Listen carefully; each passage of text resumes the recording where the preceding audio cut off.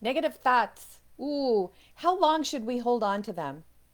Have you ever been having a really great day and you're having fun, you're enjoying yourself, maybe you're with friends and family, and you probably had the most fun that you can remember in a really long time.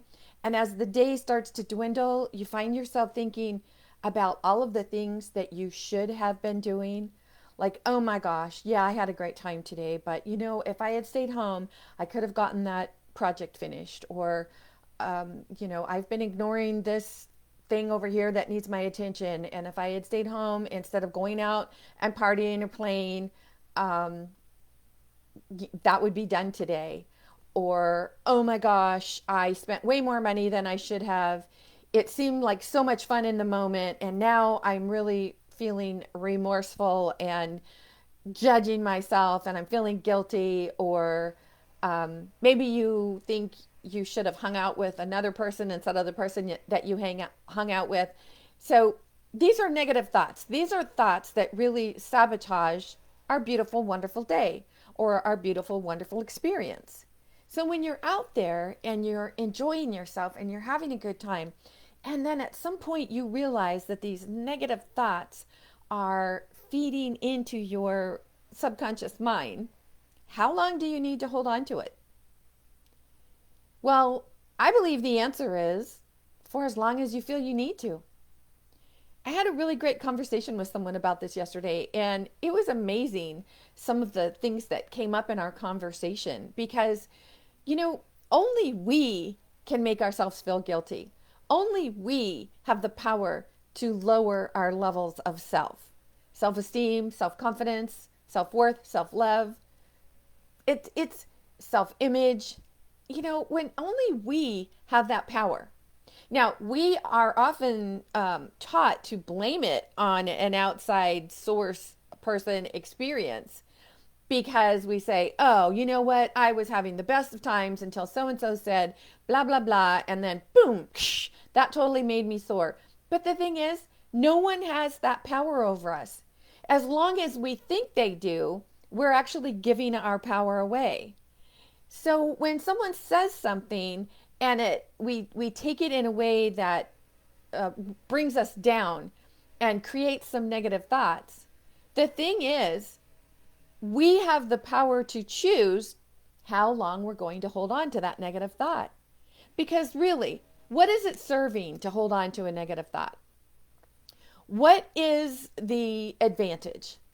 When you're beating yourself up, when you're feeling guilty, when you're admonishing yourself, when you're feeling like, oh my gosh, I'm the worst person ever, what is the advantage of holding on to that thought?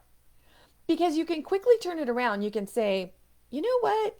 I feel these negative thoughts coming in, and I prefer to choose not to hold on to that. Now, I can see where maybe next time I might want to choose this over this. So, okay, but the thing is we have feelings and beliefs attached to those thoughts. So when we have a negative thought come into our awareness, it's the feeling and the belief attached to the feeling that we're really being given the opportunity to look at. So, let's say it's a day when you were out having fun, enjoying yourself, and then towards the end of the day, you find these negative thoughts coming in like, oh man, if I had stayed home today, I could have gotten this done and that done. And, you start to feel your energy go down. You start to feel your levels of self go down and you start judging yourself. And those negative thoughts, no one has the power to create them except us, ourself, me. No one has the power to put those thoughts into my mind. Now, someone could say something that could trigger an emotion in me or hijack my thoughts, like I might be having happy thoughts and next thing my thoughts are negative and they go over here. But this is the importance and the wonderful aspect of doing the inner work. Because when you do the inner work, when you have those daily conversations with God, the universe, divine spirit, whatever your version or name for a higher power is, when you have those daily conversations and you can honestly say, okay, I can see where I was given the opportunity today to think a negative thought and I chose to let it go, but I feel like it's still hanging on and lingering. What am I being given the opportunity to look at and release?